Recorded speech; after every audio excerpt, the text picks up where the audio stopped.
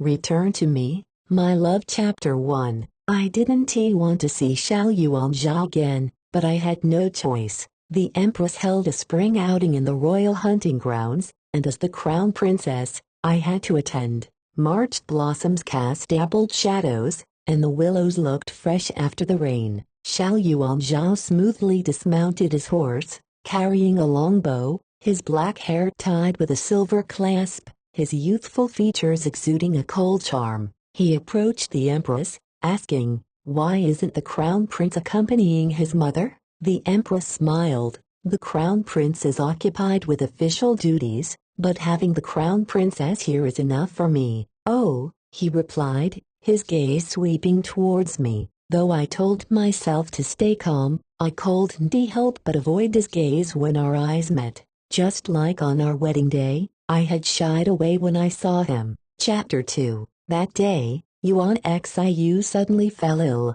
left unconscious. Bei Zhou had the unmarried Xiao Yuanzhao stand in for Yuan Xiu to complete the ceremony with me. I was unwilling. In Dongwu, the person you marry is whom you call your spouse. Yuan Xiu had once been a hostage in Dongwu, and we had known each other since our youth. He was gentle and kind, treating me well. I only wished to marry him, but Bei Zhou insisted the date could not be changed, and their proxy marriage tradition was invoked, especially since we wore bridal veils. With Bei Zhou's strength and Dongwu's decline, and my concern for Yuan Xiu's health, I had no choice but to agree, hoping to complete the ceremony quickly and see him. Unexpectedly, during the ceremony, the wind blew off my veil, and I found myself staring into Xiao Yuanzhao's cold, stern eyes. The young prince held the jade token representing Yuan Xiu's status as crown prince,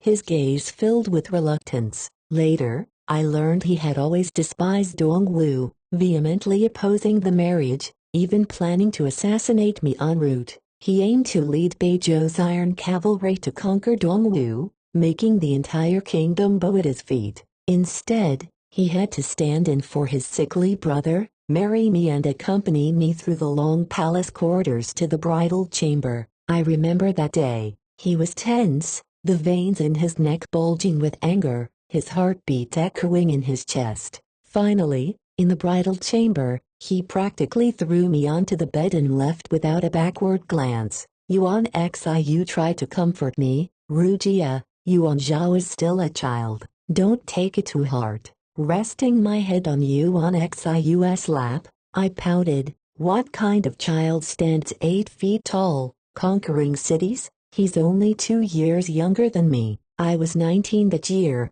and Xiao Yuanzhao was 17. He was hardly a child." Yuan Xiu said nothing, gently caressing my face with a warm smile. I loved his smile and gradually felt happier. The early spring breeze blew through the corridor with the scent of magnolias. I wished we could stay like this forever. Chapter 3. Xiao Yuanzhao sat not far from me, and immediately, noble youths approached to pay their respects. I heard that his maternal family was gaining prominence, almost overshadowing the Empress's family. The noble women whispered among themselves, though I couldn't hear their words. Their occasional glances at me and Xiao Yuanzhao made it clear they were discussing us. Of course, how could we not be the subject of gossip? Even though Bei Zhou had a tradition of proxy marriages, such events were rare. I felt like I was sitting on pins and needles, longing to return to Yuan Xiu.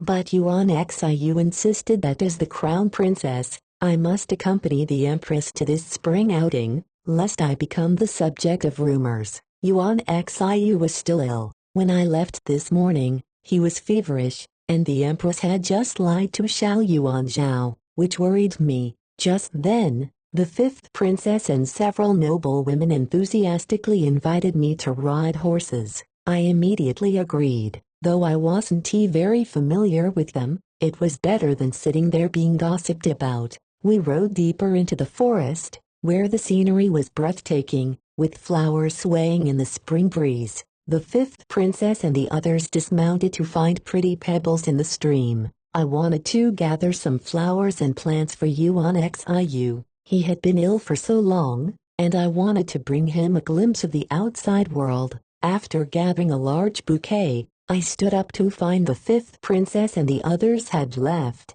taking my horse with them. For such lively people, they had left very quietly. I realized their invitation had ulterior motives. In Bei Zhou, aside from Yuan Xiu, no one truly liked me, the princess of Dongwu. After all, Dongwu had once been their nightmare, but I wasn't afraid. I had a habit of remembering paths. I tied up my skirt and quickly walked back, relying on my memory. I don't know how long I walked before I heard a noise behind me. Turning around, I saw birds fluttering into the sky. The startled birds indicated the presence of people or wild animals nearby. I even smelled blood in the air, so I started running. Thorns tore my dress and scattered my hair. Hoofbeats sounded behind me. Someone was chasing me. In this desolate wilderness, people were more terrifying than wild animals. I ran as fast as I could.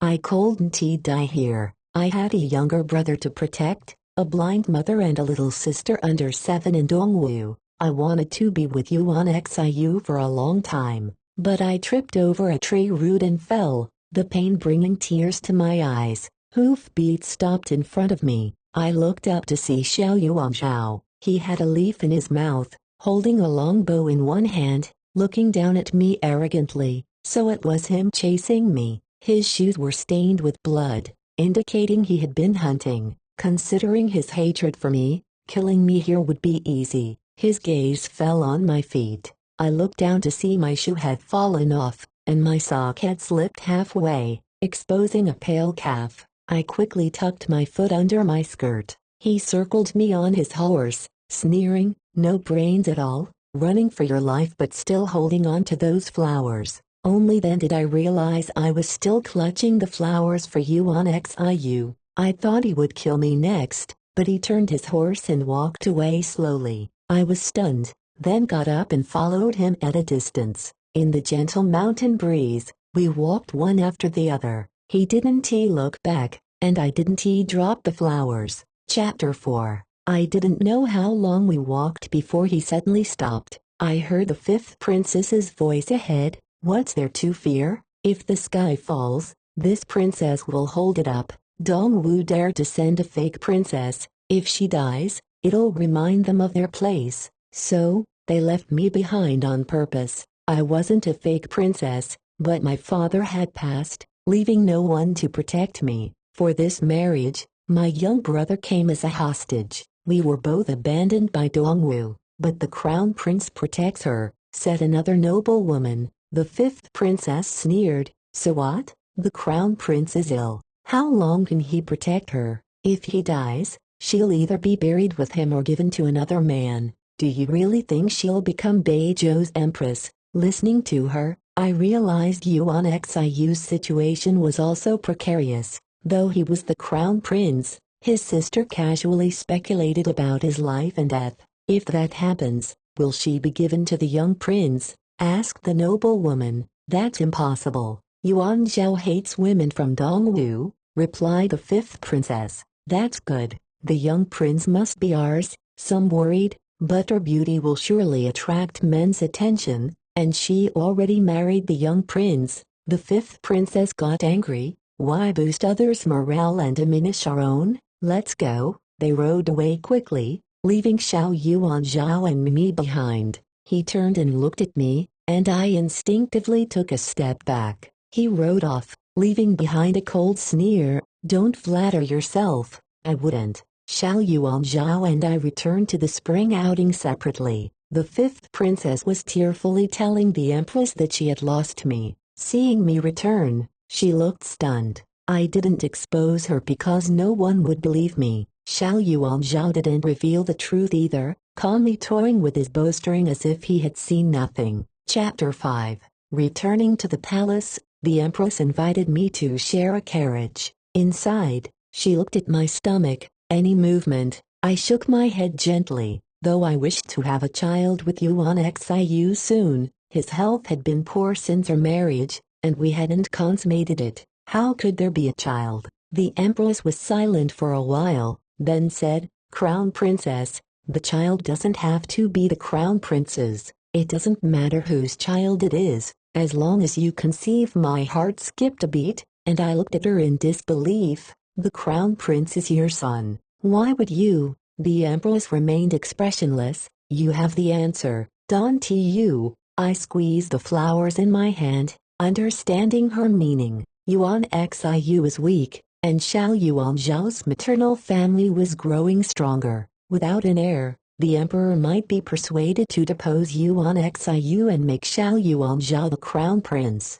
If I had a child, it would buy time for the empress's family to support another prince. They didn't love Yuan Xiu, of course, they didn't. How could they have sent the young Yuan Xiu to Dongwu as a hostage, knowing he'd suffer and become ill? Because they didn't love him, they could make such outrageous demands. Seeing my silence, the empress took my cold hand. "If you can do it, I promise you and your brother will return to Dongwu alive." I pulled my hand away and said firmly, "Your Majesty, I cannot comply. Please excuse me." I then left the carriage and returned to my own. Distracted, I lifted the curtain for air and saw Xiao Yuan Zhao and a group of noble youths approaching, including the noble woman who had spoken with the fifth princess. She looked at Xiao Yuan Zhao with admiration, clearly infatuated. Others flattered him, but Xiao Yuan Zhao remained aloof. He saw me,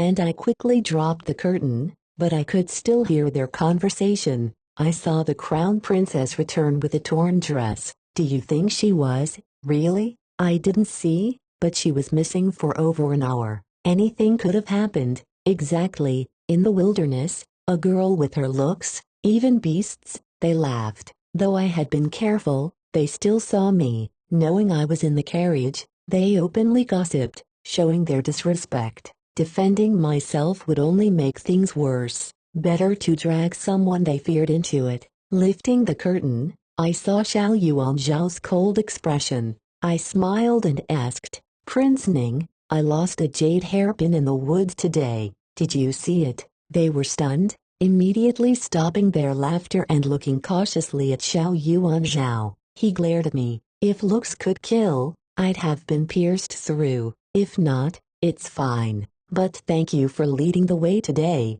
I said, nodding slightly before lowering the curtain again. Now, it was their turn to worry. Xiao Yuan Zhao wouldn't want such rumors, so he'd ensure their silence. After that, it was indeed peaceful. Chapter 6. Back in the Eastern Palace, I freshened up before going to see Yuan Xiu. Not wanting to disturb him, I tiptoed into his bedchamber, expecting to find him resting. Instead, he was speaking quietly with an unfamiliar man. Their voices were low, and the man quickly noticed me. Yuan Xiu dismissed the man and smiled at me. "Why didn't you let me know you were back?" I placed the flowers in his hands. "I didn't want to disturb your rest. Here, I brought you spring." Yuan Xiu inhaled the scent of the flowers. "Wonderful, they smell like spring." "Who was that just now?" "I haven't seen him before," I asked. He replied gently, "He's a Ministry of Rights official, asking about some matters."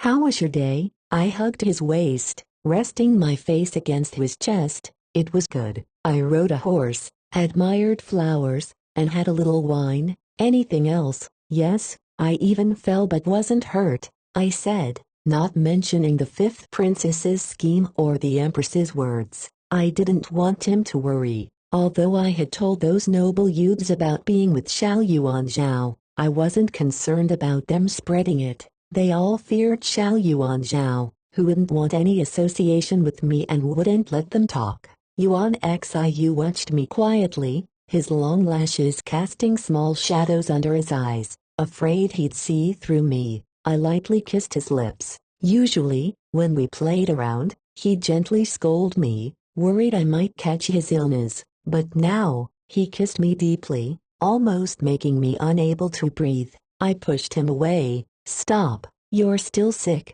He let go and gently stroked my face. "Rugia, stay by my side forever." I nodded. "I will. We promised to be together for life." Then I said, Yuan Xiu, what if you gave up being the crown prince and I gave up being the crown princess? Let's find a peaceful place to live. Chapter 7. Yuan Xiu couldn't leave with me. He wasn't just mine. He was Bei Zhou's crown prince, the empress's son, his maternal family's pawn, and his health was poor. He couldn't endure a rugged life with me, so he said, Rujia, give me some time. We'll find happiness. He became busier, attending court whenever his health allowed. I couldn't remain idle either. The empress planned an agricultural ceremony, and I had to attend. Xiao Yuanzhao was there too, accompanying his mother, Lady Rong. I heard she was arranging a marriage for him with General Sinitan's daughter,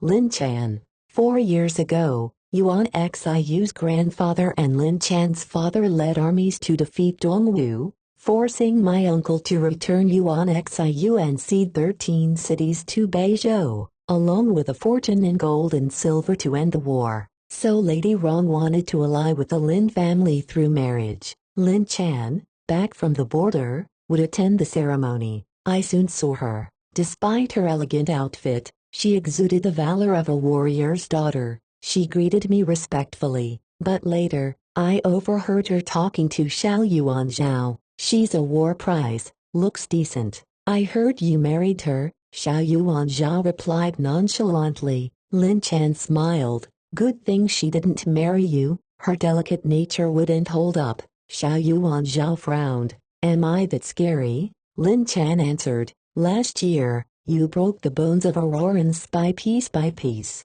Isn't that terrifying? Xiao Yuanzhao said. She's not a spy? Lin Chan paused. How do you know? Have any marriage alliances ever been genuine? Xiao Yuanzhao broke a nearby branch. If she were, I'd break her bones too. Lin Chan nodded approvingly. Exactly. Break the bones, then behead and send her back to Dongwu. I quietly retreated, realizing they were a perfect match. Chapter 8. After the ceremony, heavy rain started, and we had to spend the night in the ceremonial palace, planning to return the next day. However, during this day, we were attacked by assassins. The assassins were from Roran, targeting Lady Rong and Xiao Yuanzhao. 2 years ago, Bei Zhou crushed Roran, with the Rong family playing a crucial role. But these Roran warriors were no match for the palace guards. Most were killed or injured, and only 1 or 2 escaped. Hearing the commotion, I quickly instructed the maids to secure the doors and windows to prevent any assassins from entering. Despite their frantic efforts, they were a step too late. A tall Roran man broke in and seized me. With a cold, sharp blade at my neck, I was terrified but tried to remain calm. Holding me hostage won't help you. You should escape, the man sneered. You're the crown princess. Yes, I'm the crown princess, but you should know I was sent from Dongwu for a marriage alliance, I replied. Marriage alliances held no value. The man's face darkened, but it was too late for him to escape as Xiao Yuanzhao had already surrounded the place with guards. If it were anyone else, I might have had a chance to live, but with Xiao Yuanzhao, I was certain to die. Lin Chan stood behind him, smirking at me. This war prize, I wasn't afraid of death, only saddened that I couldn't see Yuan Xiu, my mother, brother, and sister again. Let me go, or I'll kill her. The Roaring man pressed the blade deeper, drawing blood from my neck. Xiao Yuanzhao laughed coldly. Release her, and I'll grant you a swift death. He seemed eager for my death. True enough, the Roaring man pushed the blade further into my flesh, laughing loudly. Then I'll take this beauty with me to the afterlife. His voice abruptly stopped as warm liquid sprayed over my face and body. Looking back, I saw the Roaring man's neck had been half severed. He clutched his wound, stumbling to the ground. Xiao Yuanzhao had thrown his sword like a spear, cutting the man's neck. Everything happened so quickly that no one could react. Then a strong hand pressed against the wound on my neck. It was Xiao Yuanzhao. Fetch the imperial physician, he ordered, fury and concern in his eyes. I must have been mistaken. He wouldn't care about me. I'm fine, I said. stepping back to put distance between us. He paused, then slowly lowered his hand before picking up his sword and addressing the roaring man. I said, "Release her, and you'd have a whole corpse."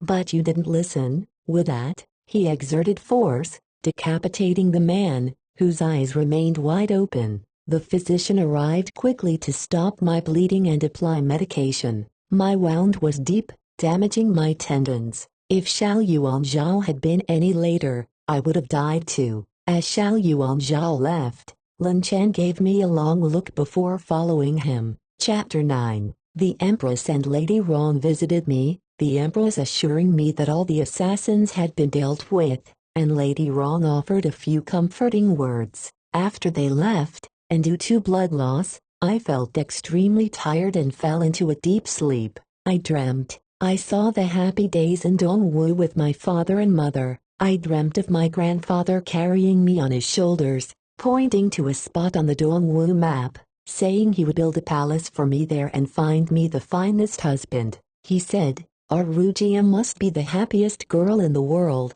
I laughed and laughed, but suddenly everything turned blood red. The blood swirled, becoming a red bridal veil over my head. Terrified, I lifted the veil and saw Xiao Yuanzhao standing before me, sword in hand, blood dripping from the blade. He walked towards me, gripping my neck, saying, "You are mine." I woke up in shock, finding no Xiao Yuanzhao, only flickering candlelight. Breathing a sigh of relief, I realized it was just a dream. But why did I dream of Xiao Yuanzhao saying such things? After reflecting for a while, I concluded I was too affected by him, affected by his presence in the ceremony, haunting my thoughts. Chapter 10. Just before dawn, Yuan Xiu arrived, drenched from traveling through the wind and rain. I rushed into his arms, and he held me tightly, comforting me. "It's okay now, don't be afraid. I'm here." We held each other close,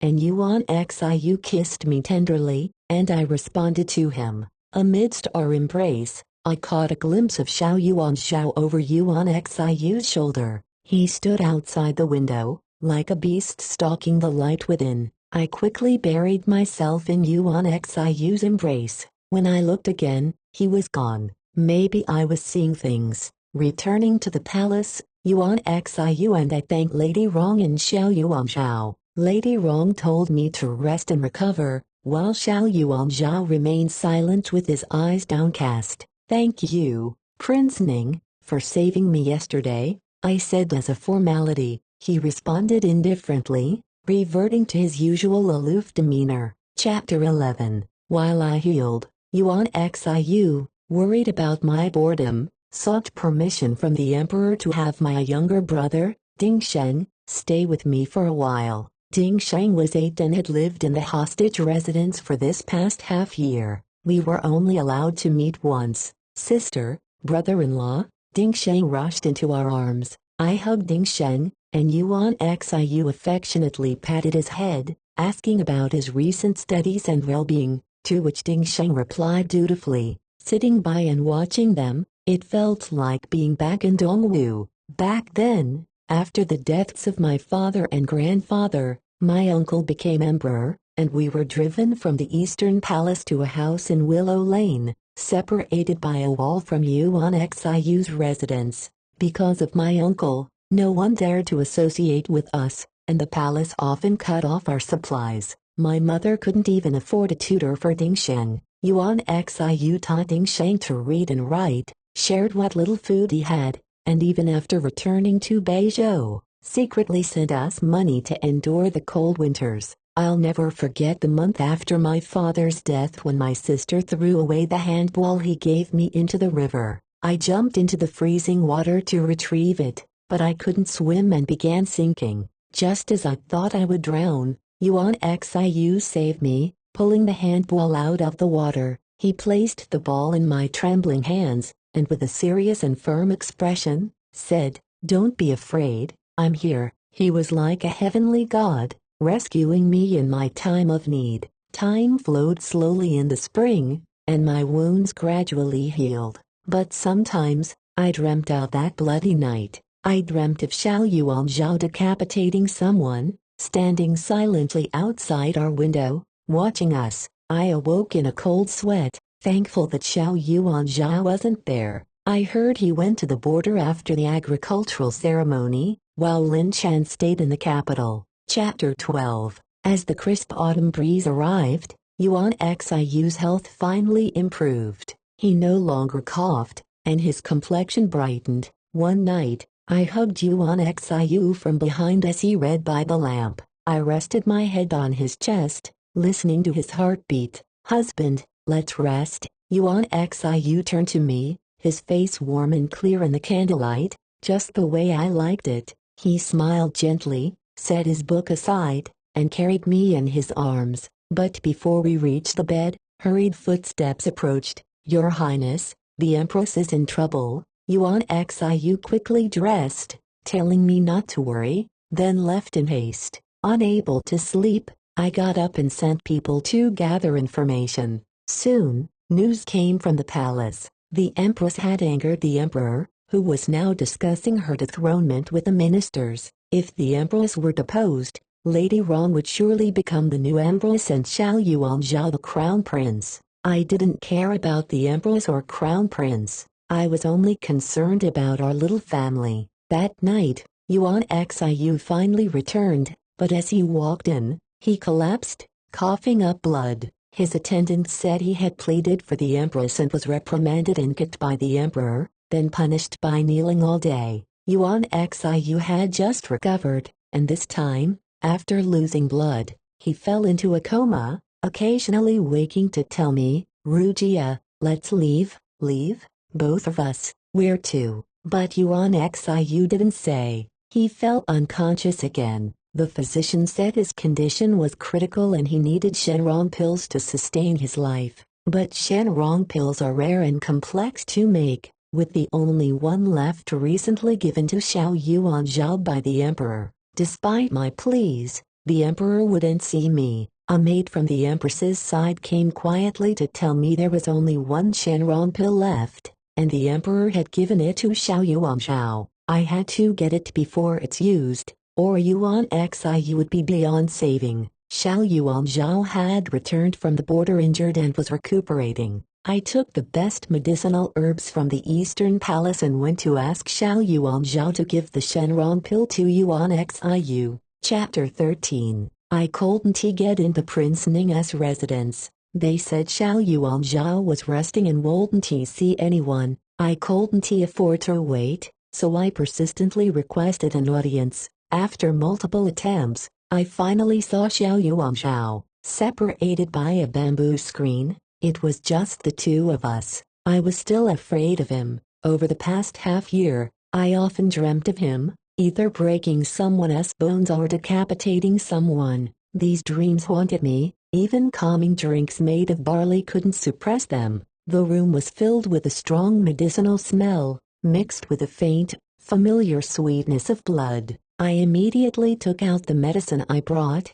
"I have the best injury medicine, the Shenrong pill." "Cough. Can't give it to you," he interrupted, coughing. I panicked. Yuan Xiu is gravely ill, the physician said. Without the Shenrong pill, he may not survive tomorrow. "What if I might die too?" he asked. I was stunned and could only say, "These medicines will surely heal you, but if I might die, do you still want the Shenrong pill?" He seemed adamant about getting an answer. He clearly didn't want to give the pill. I knelt down. "Please, for the sake of your brotherhood with Yuan Xiu, save him." Xiao Yuanzhao fell silent. In the quiet, the sweet smell grew stronger. As I tried to recall it, he suddenly collapsed. I lifted the bamboo screen and rushed in. He was in his undershirt, drenched in sweat, his left shoulder bandaged and soaked in blood. I helped him up and yelled for the physician. The sweet smell emanated from the blood. Then I remembered. My uncle had a similar smell when he was poisoned by Southern Xinjiang's venom years ago. The scent, Yudang Spring, caused fever-like symptoms and misled doctors. Back then, palace and civilian doctors were helpless until the Southern Xinjiang woman he wronged appeared and cured him. As the physician entered to give Xiao Yuanzhao the Shenrong pill, I told them he was poison and needed bloodletting to draw it out. The Shenrong pill would only hasten his death.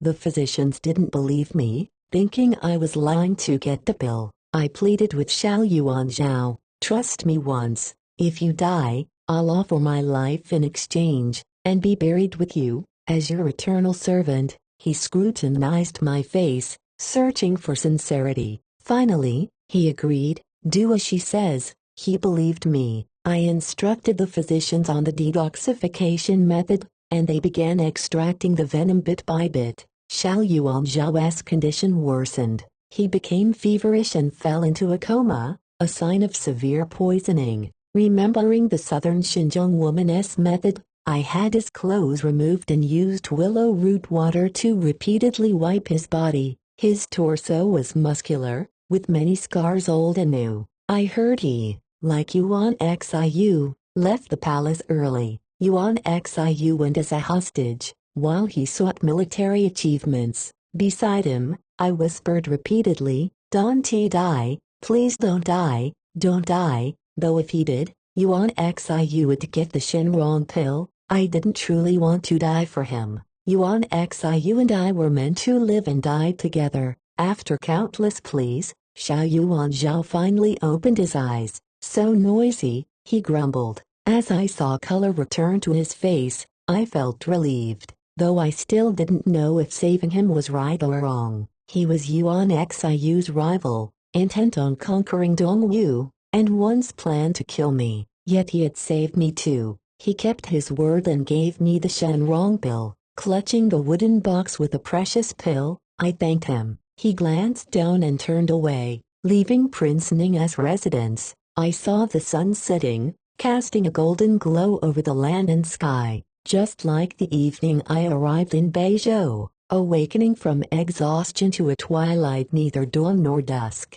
That day marked the end of Dongwu for me and the beginning of Bei Zhou. Chapter 14. After taking the Shenrong pill, Yuan Xiu woke up the next day. When he learned I got the pill from Xiao Yuanzhao, he remained silent for a long time. Winter came quickly in Bei Zhou, and Yuan Xiu requested permission to recuperate at the Yushan hot springs, which the emperor granted. Last time, when the emperor wanted to depose the empress, the ministers were divided, and the matter was left unresolved. The empress remained in her position, and Yuan Xiu was still the crown prince. Though everything seemed normal, I had an uneasy feeling. It reminded me of the days when my grandfather and father passed away. Even though my mother kept me in my room, I could still sense death.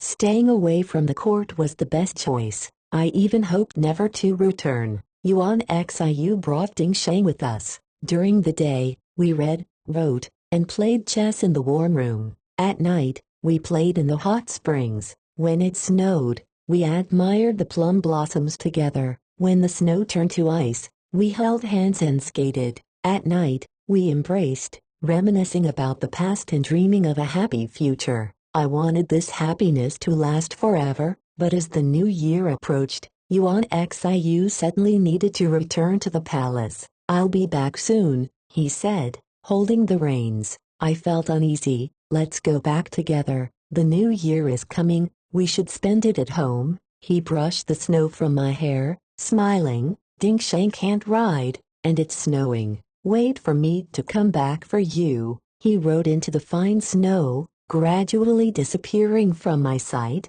leaving Ding Sheng and me standing there. He said he'd return, but in the end, I never saw him again. Instead, Xiao Yuanzhao came. Chapter 15. When Xiao Yuanzhao arrived, the entire Yushan was covered in snow. A middle-aged man I had seen with Yuan Xiu before burst in, followed by several agile young men and women. Crown Princess, I'm here on the Crown Prince's orders to take you away, the man said urgently. I asked nervously, where's Yuan Xiu? Why didn't he come back? I'll explain later. We need to leave now. Sensing the gravity of the situation, I called for Ding Sheng to prepare to leave. But it was too late. The ground shook, and the heavy hoofbeats seemed to shake the small Yushan. How did they get here so fast? The man was incredulous. drawing his sword to resist. Xiao Yuanzhao, clad in black armor, entered, the red tassel on his helmet glaringly bright. He stood in the snow, his breath visible in the cold air. After looking at me through the snow, he strode over. The middle-aged man and the others tried to stop him but were blocked by his men, leading to a skirmish. Xiao Yuanzhao walked through the clashing swords, step by step towards me. I retreated into the room until I had nowhere left to go. I shouldn't have saved him. If he had died then, I would have died too, and Yuan Xiu could have lived. I was too greedy, leading to today's mistake. He glanced at Ding Sheng. Though scared, Ding Sheng spread his arms to protect me. We are Dongwu royalty. If you kill us, there will be war. But he was too small. One of Xiao Yuanzhao's men easily lifted him away. Let my brother go, I pleaded. Xiao Yuanzhao said, don't worry, I won't kill him. The door closed, leaving just the two of us and the dim snowlight through the window. Though afraid, I straightened my back. Prince Ning, this is the Crown Prince's palace. Are you committing treason? He removed his gloves, stained with dark blood. I'm not the traitor. The Empress and Xiao Yuanxiu are. I was stunned, unable to believe it, but a voice inside told me he might be telling the truth. Where's Yuan Xiu? Deposed and imprisoned. My mind went blank. Yuan Xiu had been so calm when he left. How could he be plotting treason? When I regained my senses, I heard Xiao Yuanzhao say, I've taken over everything from my brother, including you. I'm here to take you back. His amber eyes pinned me like a spear. I shook my head, pushing him away. I don't want you. I want Yuan Xiu. He easily restrained me. In desperation, I bit his hand until my mouth filled with blood. He pried my mouth open, his cold hand hurting me. Don't forget your status. You're a princess sent for marriage. Whoever is the crown prince, you belong to him. I told him firmly, don't use my status against me. I don't care. What about Zhang Dingsheng? Don't you care about him? He used Dingsheng to threaten me. My heart sank. Yes, there was Dingsheng, my younger brother whom I raised and shared all joys and sorrows with. I couldn't not care. He dragged me outside. It was quiet now. The people who came to take me were now corpses. Those barely alive were finished off by soldiers. Yuan Xiu had said the middle-aged man was a Ministry of Rights official. But how could a ministry official wield a sword? Yuan Xiu had hidden much from me. Xiao Yuanzhao either knew their true identities or was silencing them. He dragged me through the corpses and through oil-soaked torches. The place where Yuan Xiu and I had been happy was engulfed in flames, the snow unable to extinguish it. Ding Sheng and I were shoved into a carriage. As it moved, I looked back to see the elegant Yushan palace consumed by fire and snow. Chapter 16. After returning to the capital, I was placed in a separate palace, awaiting my marriage to Xiao Yuanzhao. It was the emperor's decree that I marry him. The fifth princess was right. As an Dongwu princess who lost her husband, I would either be buried with him or given to another man. Throughout history, girls like us sent to foreign lands were never truly married to anyone. We weren't loved or respected but for the contempt, blame, and anger of the enemy nation, until death. Because of Yuan Xiu, I was one of the few exceptions among marriage alliance princesses. I hadn't suffered those pains, but now Yuan Xiu is imprisoned. I didn't understand why Bei Zhou would repeatedly grant me, an enemy, the esteemed position of crown princess. Had Dongwu grown strong again, making Bei Zhou wary of mistreating me? I didn't know. Separated by vast plains and mountains, I received no news from Dongwu. If Yuan Xiu died, I would willingly be buried with him, live together, die together. But Ding Sheng clung to my hand. Sister, you'll always stay with me, right? We'll go back to Dongwu to see mother and little sister, right? He feared I'd leave him, his eyes pleading. I couldn't bear his gaze and hugged him. I'll stay with you, but you must learn to grow up. I can't be with you forever. Ding Sheng was sent back to the hostage residence. The palace gates closed, leaving me alone. Here, I couldn't leave or get news of Yuan Xiu and the Empress. Xiao Yuan Zhao didn't appear either. The guard said he was busy and had no time to see me, so I wrote to him, explaining my long-standing relationship with Yuan Xiu, our hardships, and our marriage. I begged to see him one last time, regardless of life or death. I also mentioned knowing his disdain for me and our marriage. If he helped me this time, I'd risk my life to have the emperor annul our engagement. But after sending the letter, he didn't come. Finally, exhausted, I fainted, and he came. Dressed in a dark gold robe, he had shed his youthful demeanor for the authority of a ruler. He pointed to the untouched food on the table. Eat this, and I'll take you to see him. But after that, you must fulfill your duties as crown princess and not cause trouble. Fearing he'd go back on his word, I quickly stuffed food into my mouth. But after a few bites, he grabbed my wrist. Enough. I looked at him, confused. He had told me to eat. Enough, he repeated, frustrated. I'll come for you in 3 days. Chapter 17. 3 nights later, Xiao Yuan Zhao appeared in plain clothes, accompanied by a small attendant. He had me and the attendant change clothes, then led me out of the palace where I'd been confined for 2 months. I followed him, head down, and boarded a carriage. After about an hour, the carriage stopped at a manor. He's inside. The emperor spared his life, demoted him to a commoner, and exiled him to the northern wilderness. He leaves tomorrow, Xiao Yuan Zhao said. I sighed in relief. Though the northern wilderness was over 1,000 miles away, as long as he was alive, it was enough. I hurried inside, hearing music and women's laughter. Yuan Xiu was surrounded by women, some feeding him wine,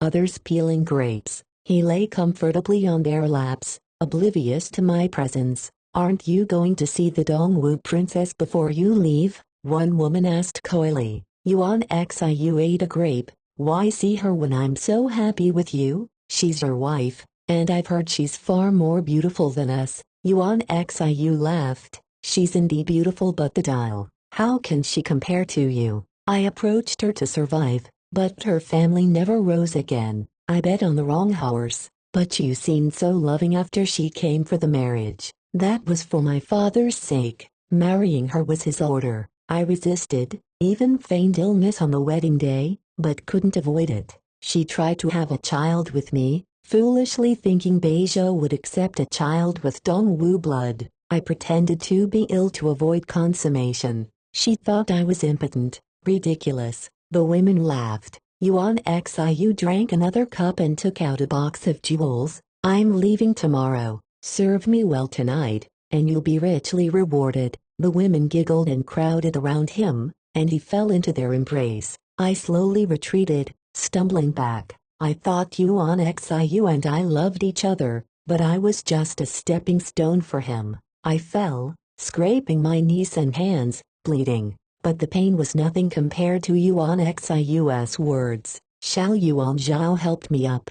I'm fine, I said, pushing him away and walking on. He picked me up and carried me to the carriage, his strength leaving no room for resistance. I thought I saw Yuan Xiu, standing in the shadows, watching us with deep sorrow. But when I looked closely, it was just the wind moving the tree shadows. Chapter 18. Back at the separate palace, Lady Rong arrived, and the servant was trembling on his knees. Seeing us, she immediately slapped Xiao Yuan Zhao hard across the face. Do you think you can sleep soundly now? Xiao Yuan Zhao's head turned from the blow, blood seeping from his mouth.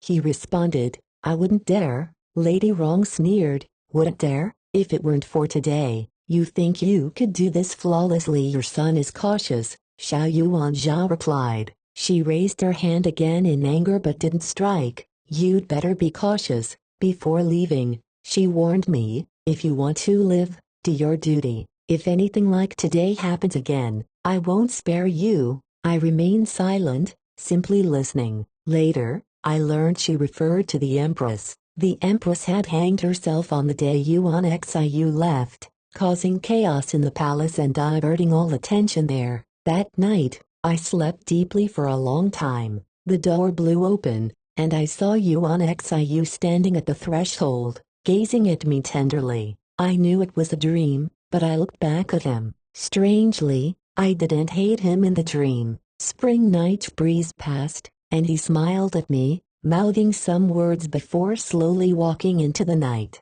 A sudden, inexplicable pain pierced my heart, waking me from the dream. I jumped out of bed barefoot, opened the door, and ran outside, only to see the moon shining like water, but no Yuan Xiu. He was gone. He had walked away in my dream. What were his last words? Chapter 19. Half a year after Yuan Xiu's exile, I married Xiao Yuan Zhao. In the morning, Ding Sheng came to see me off. He had grown considerably over the past 6 months, now reaching my chin. He read my blessings aloud, carrying me to the 16-carriage sedan. When I got out, I was led towards Xiao Yuan Zhao, and everything felt just like 2 years ago. The only difference was that this time, no wind lifted my veil. After the ceremony, Xiao Yuan Zhao carried me through the long palace corridor again, heading to the bedchamber. His back was still tense, with visible veins in his neck, and his heartbeat was still strong. Lying on his back, it almost felt like yesterday, as if I might see Yuan Xiu after walking through this corridor. But Yuan Xiu wasn't there. Last time, Xiao Yuan Zhao had thrown me onto the bed, hurting my arm. This time, he gently placed me down and lifted my veil. He wasn't as sharp today, his expression softening. We drank the marriage wine, and the attendants left. He watched me, and I looked around the familiar yet unfamiliar Eastern Palace bedchamber. The room was the same, but all of Yuan Xiu's belongings were replaced. The orchids we grew by the window were now a sword rack. The paintings Yuan Xiu made for me were replaced by eagles spreading their wings, and even the Persian cat by the chaise longue was gone, replaced by a white tiger skin. Everything was gone, only I remained. The night grew late. It was a sad and endless night, like an unending punishment. In the end, I floated and stood by the bed, looking at the delicate girl, like a lotus flower from Dongwu. I thought she would cry and be in pain, but she was calm, so calm, as though dead, but not dead. She was slowly stripped and opened, exposed to the scorching sun. I heard Xiao Yuan Zhao ask her deeply, "Do you know, I?" He hesitated, and she didn't respond, so he didn't continue. At dawn, I returned to my body, got up, and dressed for my audience with the Emperor and Lady Rong. The snowy path was slippery, and I stumbled. Xiao Yuan Zhao caught my hand, holding it until we reached the Emperor's hall. The concubines covered their mouths, giggling, while Lady Rong frowned. I felt nothing. Like Yuan Xiu, he had to put on a show in front of the Emperor. With suspicion in his heart, the Emperor had made his sons, the crown princes, marry a princess from Dongwu who could offer no support. The Emperor looked older, with gray hairs that weren't there last time. He gave me a few gifts and suddenly asked if I had seen Yuan Xiu. Everyone tensed, fear evident in Lady Rong's eyes, while Xiao Yuan Zhao remained calm. They were anxious because after the Empress's suicide, the Emperor forbade anyone from mentioning her or Yuan Xiu on pain of extermination. So I had heard nothing about the Empress and Yuan Xiu for half a year. I didn't expect the Emperor to ask. Yes, I replied honestly. If he asked, he clearly knew something, and lying wasn't wise. Did he say anything to you? The Emperor asked. He told me to take care, I replied. The Emperor nodded, tiredly waving us away. Xiao Yuan Zhao and I left silently. On the way back, we ran into the fifth princess. Since the spring outing, I hadn't seen her. I heard she was getting married to last year's third-ranked scholar. She greeted us with a smile, but it had a hint of fear, and she quickly left. Chapter 20. Life in the Eastern Palace was quiet and uneventful after marrying Xiao Yuan Zhao. The palace used to be lively because Yuan Xiu and I were easygoing, making the servants feel at ease. But Xiao Yuanzhao liked it quiet, to the point where you could hear a pin drop. The servants were all very careful. He attended court during the day, practiced swordsmanship and read at night, bathed, and then slept. His routine was very regular. Every night, I still floated by the bed, watching the Dongwu lotus bloom and wither with Xiao Yuanzhao. He was insatiable. I thought of finding him more beauties and summoned Lin Chan to the Eastern Palace. Lin Chan sipped the tea sent from Dongwu and saw through my intentions before I spoke. I will only be a primary wife. I can step down, I said. She smiled. I don't like sharing my husband. My husband must belong only to me. I admired the crown prince, but he is now your consort, so I no longer fancy him. She lived freely, taking things up and setting them down easily. I envied her. I summoned other noble ladies, including the one who admired Xiao Yuanzhao at the spring outing, but that noble lady knelt and begged, "Please spare my life, Your Highness." I didn't intend to harm her and asked why she was afraid. She faltered, saying Xiao Yuanzhao had scolded her and her family before, so she didn't dare see him again. When Xiao Yuanzhao found out, he gritted his teeth and asked me, "Do you hate serving me that much?" I shook my head. It wasn't that I didn't want to. I had no choice. I even wanted to please him. I hoped that once he ascended the throne, he would let Ding Sheng return, so our mother could see one of her children again. But I really wanted to sleep well. Recently, I felt exhausted, and he wouldn't allow it. He asked me again, if it were Xiao Yongxiu, would you find women for him too? Why did he need to hurt me? He had heard Yuan Xiu's words that night. When I didn't answer, he held my face, forcing me to look at him. "Tell me, would you?" Meeting his eyes reminded me of that night at the ceremonial palace, staring in through the window, like a beast's cold eyes watching Yuan Xiu and me. The difference was that back then, his eyes had restraint. Now, they were filled with rage. I knelt. "Your Highness, I was wrong. I won't decide for you again." I tried to undress him to calm his anger, but he pushed me away and left. He didn't come to me for half a month. Eventually, I had to request his presence. Ding Sheng was allowed to study and ride with Bei Zhou's noble children, so making him angry wasn't wise. I learned things men like to please him, but it only made him angrier. He confined me, yet at night, he burst into my bedchamber, making me call his name repeatedly. The next morning, I served him breakfast, and he placed a piece of cake in my bowl when our hands touched. An elderly nanny in the palace smiled at us. Husbands and wives are like this: squabble at the head of the bed, make up at the foot, and any matter will pass. Look forward. Xiao Yuanzhao said nothing, silently eating his porridge. Later, the maids told me he was in a good mood that day, giving the nanny many rewards.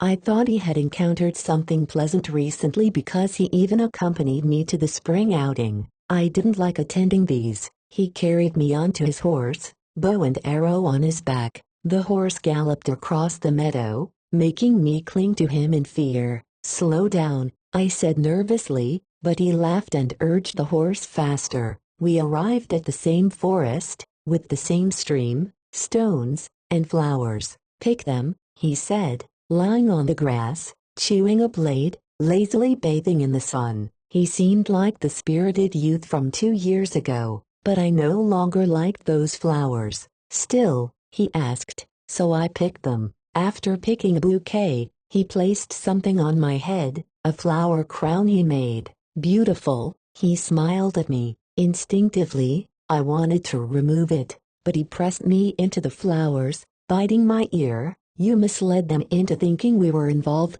making me bear that blame for 2 years. Today, I want to clear my name." Ashamed and afraid, I almost cried. He stopped, whispering, "If you won't let me clear my name, let me hold you for a while." He held me, and we looked at the tree branches reaching for the sky, the birds, the white clouds, and the light shining through. Neither of us spoke, letting the mountain breeze brush our faces. As the sun set, we returned. He held me with one hand and a bouquet in the other. I reminded him to be careful riding, but he boasted, "I've been riding since I was 4. I wouldn't fall even if the sky did." Back at the spring outing, we fixed our clothes and hair, but Lady Wrong still noticed and scolded me. Xiao Yuanzhao stepped in front of me. "Mother, I did this." "Why blame her? You.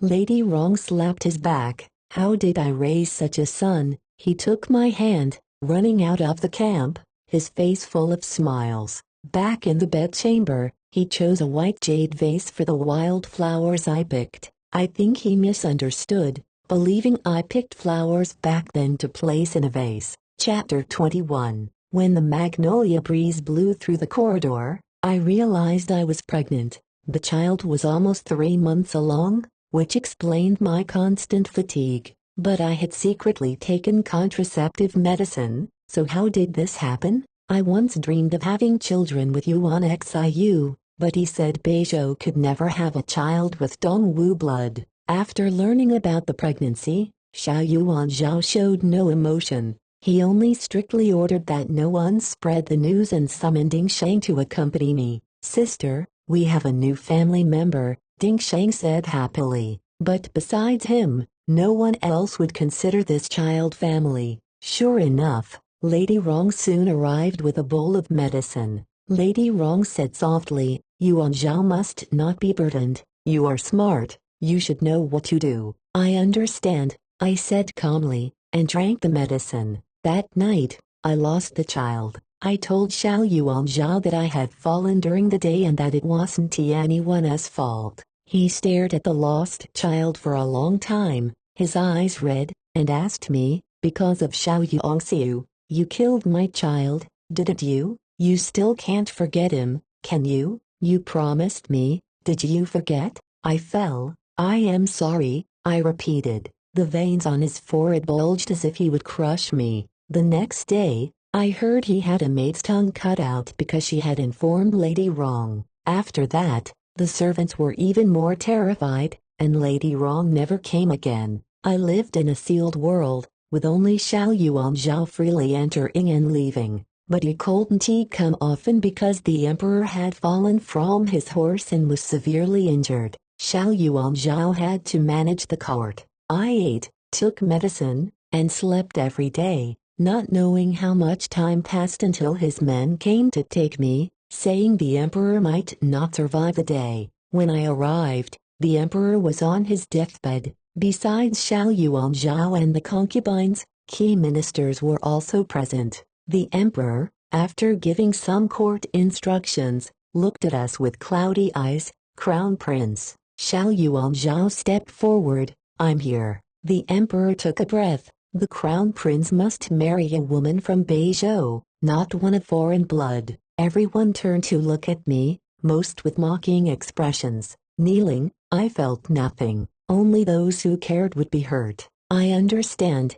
Xiao Yuanzhao replied. "Protect Bei Zhou. Never let a Xiao child be a hostage, nor let a Xiao woman marry for alliance," the emperor continued. "Yes, I'll remember," Xiao Yuanzhao said. The emperor's eyes searched for something before he slowly stopped breathing, disappointed. The concubines and ministers wept, some genuinely, some not. Xiao Yuanzhao didn't cry, just looked down at his father's body. The ministers bowed to him, and the ceremonial official presented the dragon robe. Unlike Dongwu, he wouldn't mourn before ascending the throne. Here, the new emperor took over on the same day the old one died. They said the nation couldn't go a day without a ruler, but everyone knew it was to prevent complications. Xiao Yuanzhao stood and left the hall, followed closely by the ministers, not daring to lag behind their new ruler. He stopped beside me, and I bowed.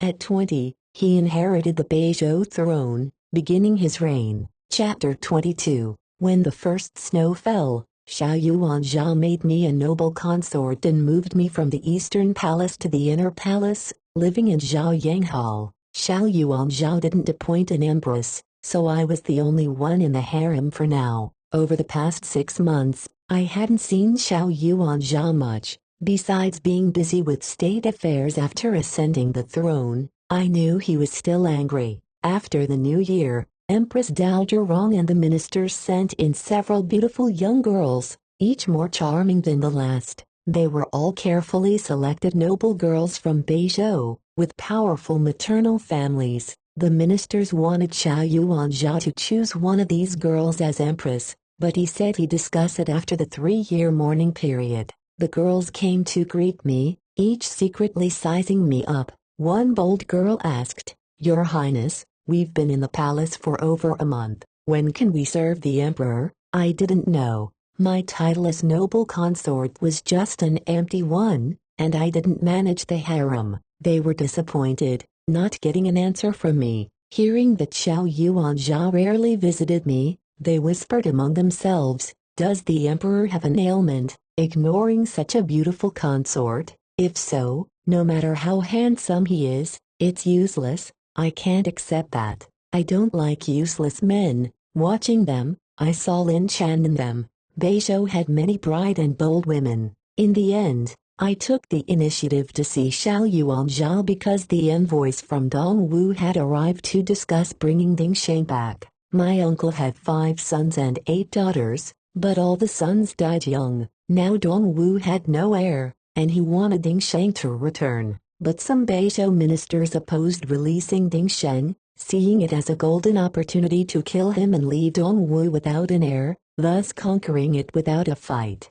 Others opposed this, saying my uncle had allied with Southern Yan, and the envoys were testing the waters. They suggested keeping Dingsheng in Bei Zhou and observing the situation. I couldn't let anything happen to Dingsheng. I carefully dressed in front of the mirror, envying Lin Chan's skills and her family's support. But I only had my appearance. Since Xiao Yuanzhao didn't come to my bedchamber, I went to him. I changed out of my elaborate palace attire and wore a simple moon-white dress. Over the years, he had softened towards me in my most helpless moments. I thought he liked my delicate appearance. The beautiful wisteria survives by clinging to a tree, blooming. To survive, what's wrong with being a wisteria? At night, I waited with a lantern in his path.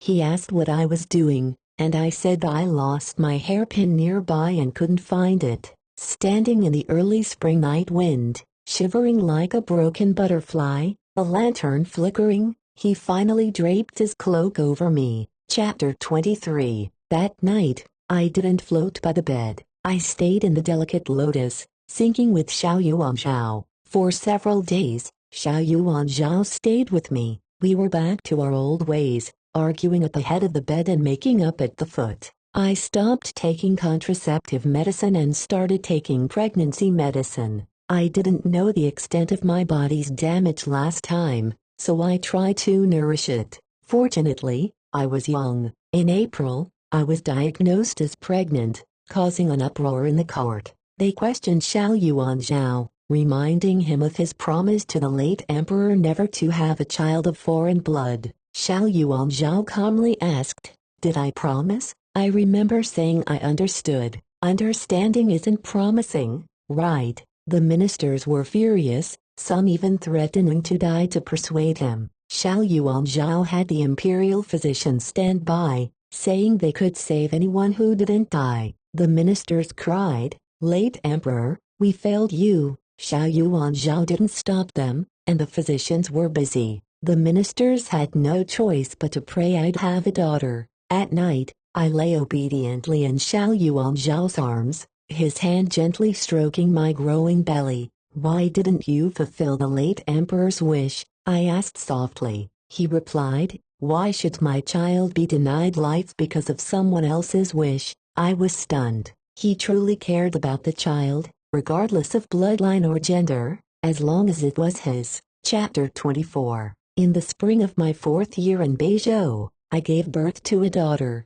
The ministers were relieved, exclaiming, "A princess is good, a princess is fine." As long as I didn't give birth to a son, they were content. Xiao Yuanzhao gently held our daughter and named her Hua Yang, giving her the title Princess Ningguo the same day. Ning was his former title, which he bestowed upon his eldest daughter. Sometimes, he would gaze at her, his eyes distant, likely thinking of the unborn child we lost. Envoys from Dongwu visited, including former subordinates of my father, bringing letters from my mother and clothes and shoes she made for Huaiyang. I marveled at the intricate needlework, wondering how my blind mother accomplished it. Holding these items, I wept uncontrollably, unsure if I'd ever see her again. The envoys raised the matter of bringing Ding Sheng back to Dongwu. Chapter 25. Ding Sheng was almost 12 now. I asked if he wanted to return or if he'd rather stay. If he didn't,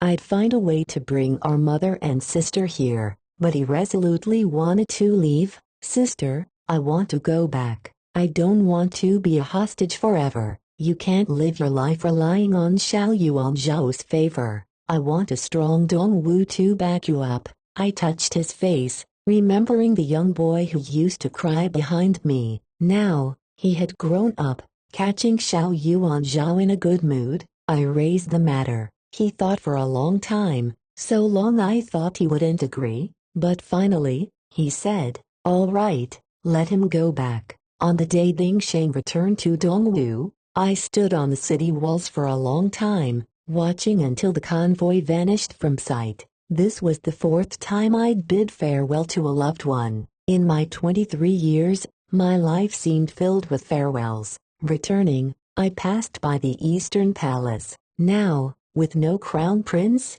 its gates were tightly closed, concealing its interior. A white cat lounged on the wall, the Persian cat Yuan Xiu and I had raised. It was still alive. I wanted to call its name but decided not to disturb it. What was the use of calling it? Let it sleep peacefully. Chapter 26. Time flew by, and before long, Huaiyang was a year old, toddling around the palace every day, often stumbling and falling. During the day, Xiao Yuanzhao's concubines visited my palace to play with Huaiyang, making it lively. Sometimes, they complained about Xiao Yuanzhao not summoning them, hinting that they might resort to improper actions if this continued. When Xiao Yuanzhao came, I mentioned this and suggested he visit the other concubines. He gave me a look reminiscent of 2 years ago. "Have you forgotten your promise?" Seeing my silence, he added, "I'll handle this.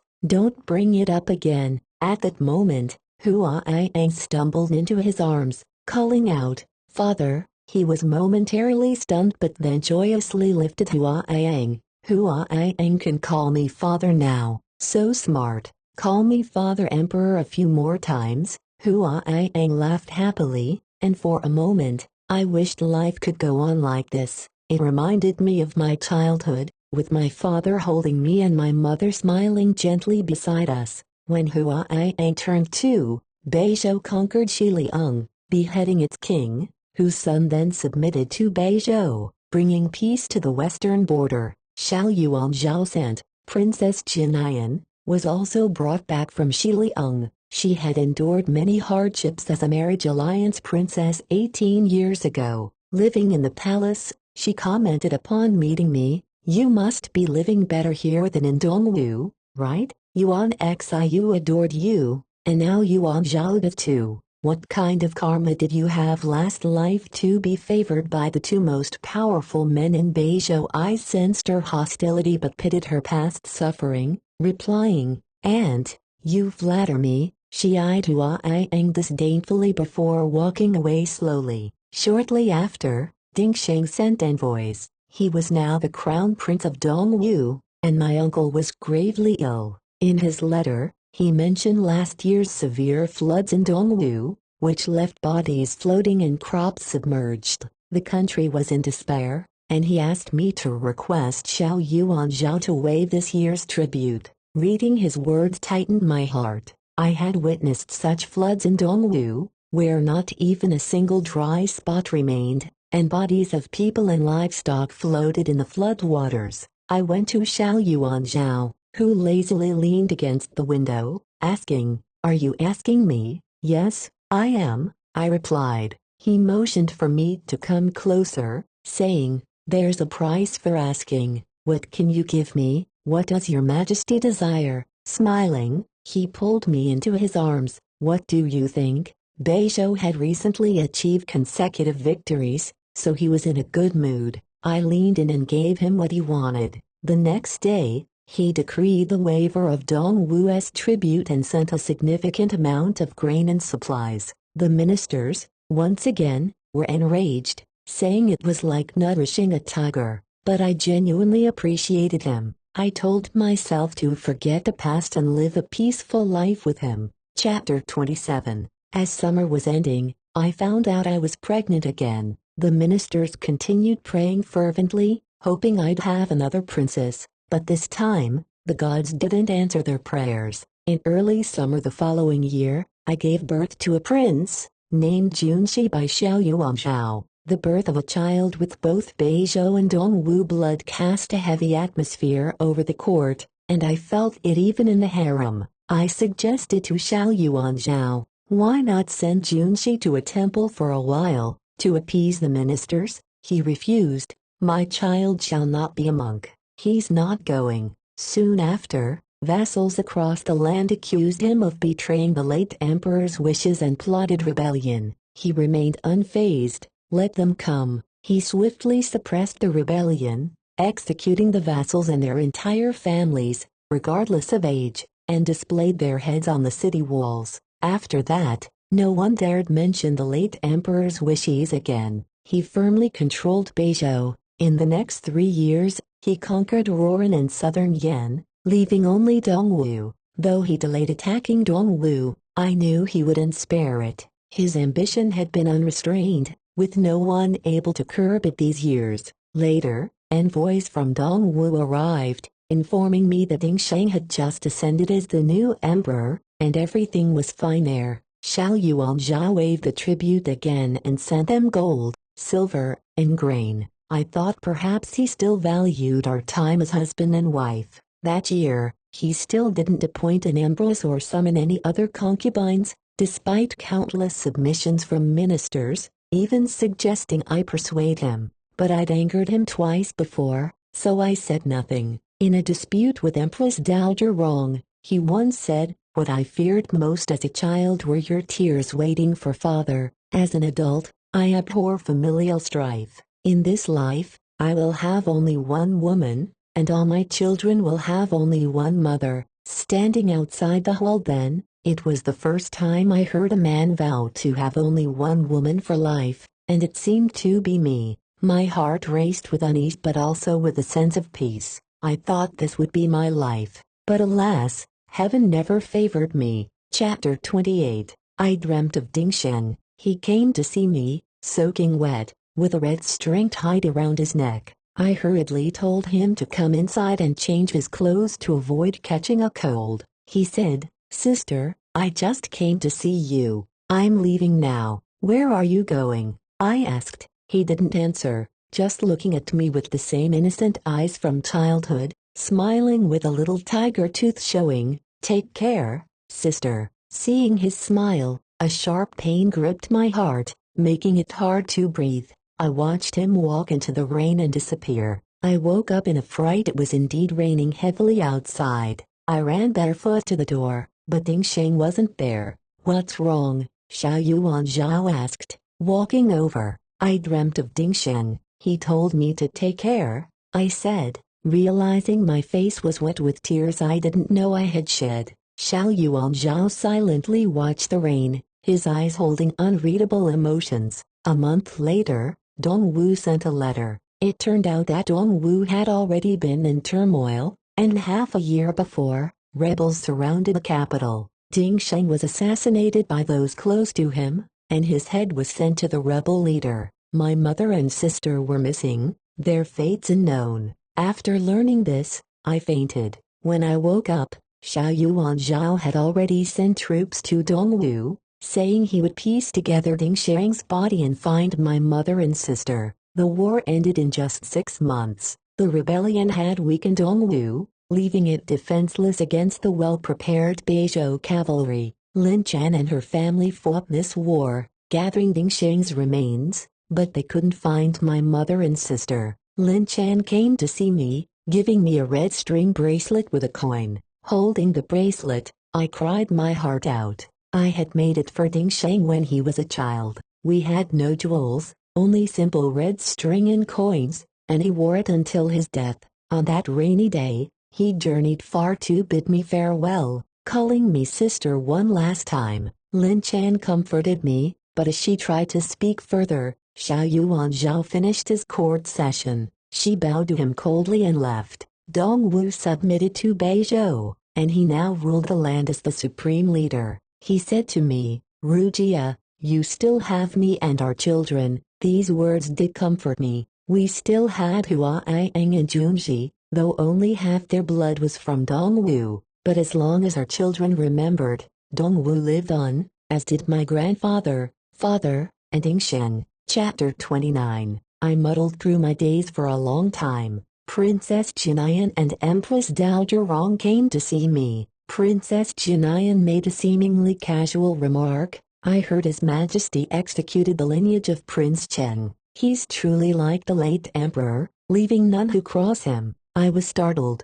The late emperor, leaving none? It's been 7 years since Yining and Yuan Xiu died, hasn't it? Princess Jinayan added. Yining was Yuan Xiu's mother's maiden name. Empress Dowager Rong quickly pulled Princess Jinayan aside. "Oh dear, why bring that up out of the blue? Where are Hua Aiang and Junji? Let's see them." I stared blankly at their retreating figures until the breeze in the corridor brought me back to reality. That afternoon, I went to see Princess Jinayan. "You're here," she said calmly, as if expecting me. I nodded. "I have some questions, and, please answer honestly." She smiled. "With others, I might not, but for you, I will." An hour later, I stumbled out, dazed. I had just learned that Yuan Xiu had died long ago, the night I went to see him, right before Xiao Yuan Zhao's eyes. I sought out Xiao Yuan Zhao, and the maids supported me as I walked. I wanted them to let go, but my vision blurred, and I collapsed. When I woke, Xiao Yuan Zhao was scolding Hua Aiang and Junji. "Mother needs rest." "Be good," they responded softly. "Okay, we'll be good." Xiao Yuan Zhao ruffled their little faces, then turned to me, eyes smiling. "Awake." The physician said, "You're exhausted. What would you like to eat?" "I'll have them make it." I didn't answer, just looked at him coldly. Over 6 years of marriage, countless nights together, how had I not seen his deceit? "Rujia, what's wrong?" He waved his hand in front of me. I snapped out of my daze, mumbling, "Did Yuan Xiu say anything before he died? Did Ding Sheng visit your dreams?" His expression tightened. He sent the children out and said, "Xiao Yuanxiu is still in the northern wilderness. Why would Ding Sheng visit my dreams?" "Rujia, you're confused." I scrutinized him, his serious demeanor showing no sign of a lie. I laughed bitterly, tears of loathing streaming down. "Your Majesty, you oversaw Yuan Xiu's execution. He died on the 19th cut, his bones ground to dust. How could he be in the northern wilderness? You caused Ding Sheng's death. He came to you seeking justice." His gaze flickered, but he didn't admit it. "Rujia, you had a nightmare." "A nightmare?" I weakly sat up, staring into his deep eyes. "You are my nightmare. It was you who surrounded Yuan Xiu and his family, killing all 3,000 of them. You who killed those who tried to take me to Yuan Xiu, separating us. You who had Yuan Xiu executed by slow slicing, then scattered his bones. You who sent Ding Sheng back, causing Dongwu's civil war and profiting from it. You've killed all my loved ones. You are my nightmare." "Xiao Yuan Zhao, why isn't it you who died?" I cried out. I had never hated him more than I did now, hating him for lying about Yuan Xiu's exile, hating our every intimate moment over 3 years, hating giving birth to our children, hating him for sending Ding Sheng back to die, but most of all hating myself for not knowing for 6 years, for missing so many clues, for wanting to be with him sincerely. Because of him, everyone around me left swiftly, without a chance for proper goodbyes. The pain in my heart was tearing me apart, and I vomited blood. I collapsed again, with maids hurriedly attending to me. Hua Aiang and Junshi cried at the bedside. Xiao Yuanzhao stood there, and in my blurry vision, I thought I saw him sway. He watched me, like that night in the ceremonial palace window, violent yet restrained, then left with loneliness and silence. Empress Dowager Rong arrived, speaking urgently to him, but he didn't respond.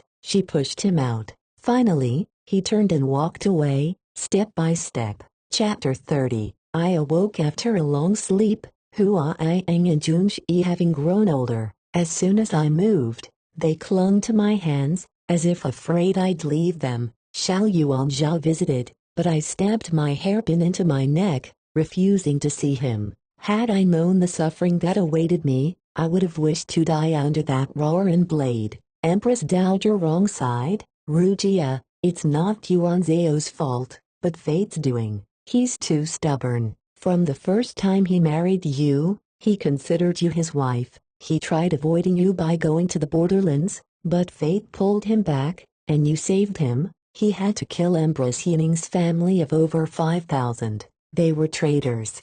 Bei Zhou couldn't become the Li family's domain. Besides, the late emperor ordered it. If he hadn't done it, our Rong family wouldn't have been spared either. Yuan Xiu was a good boy, but weak and short-lived, burdened by his maternal family. Worried about you, he and Yuan Zhao staged a play to make you forget him and live well. She kept talking, explaining Xiao Yuan Zhao's helplessness. I asked, what about Ding Sheng? Was he helpless too? She replied, Bei Zhou has fought too many wars, with many casualties. That's why he used Ding Sheng as a pawn to gain more power. Rujia, he never intended for Ding Sheng to die. He considered him a brother and taught him to ride and shoot, made him friends with noble youths, and once planned to keep him here. I listened quietly until she left. She said Xiao Yuanzhao once wanted to keep Ding Sheng, but in the end, he didn't. If he loved me and did everything for my sake, why didn't he tell me openly? He only knew my vulnerabilities, deceiving me repeatedly to satisfy his ambition and possessiveness. I walked out, meeting the old nanny who served us. She smiled and asked, Crown Princess, why aren't you with the Crown Prince? Fighting again? Couples quarrel but make up, just like before. She was confused, living in the past. Do all old people end up like that? I went to Xiao Yuanzhao's study, brightly lit inside. He was discussing a canal project in Dongwu, aiming to reduce floods and revive trade across the regions. The servant wanted to announce my arrival, but I stopped him and listened for a while before leaving, throwing my hairpin into the lotus pond. I wandered to a shrine, once frequented by the former empress. I knelt before the statue of Guanyin. I couldn't go back,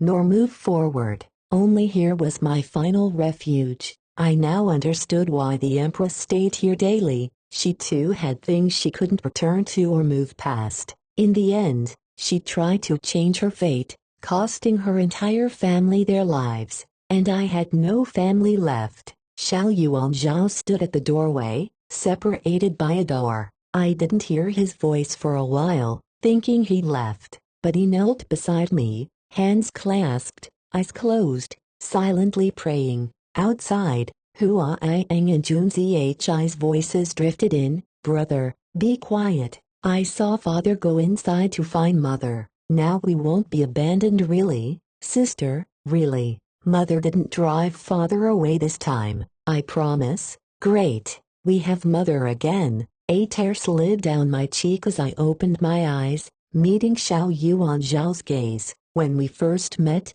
I was anxious and frightened. He was cold and indifferent. Now, our eyes reflected none of those unguarded emotions of our youth. Rujia, for Hua Ai-eng and Jun Zihi's sake, come home, he whispered. I glanced at our children peeking from the door, their eager eyes. If your majesty needs my service, I won't refuse, but please let me reside here to honor the departed. After a while, he nodded. All right. He carried the children out. The wind rose, bringing the scent of magnolia. In this gentle fragrance, I finally remembered Yuan Xiu's last words in my dream. Rujia, don't be afraid, live well. I closed my eyes, and the wind seemed to pause, staying with me. The end. Side story from Huai's perspective. My mother is the most beautiful woman in all the land, and my grandmother says my father fell in love with her at first sight,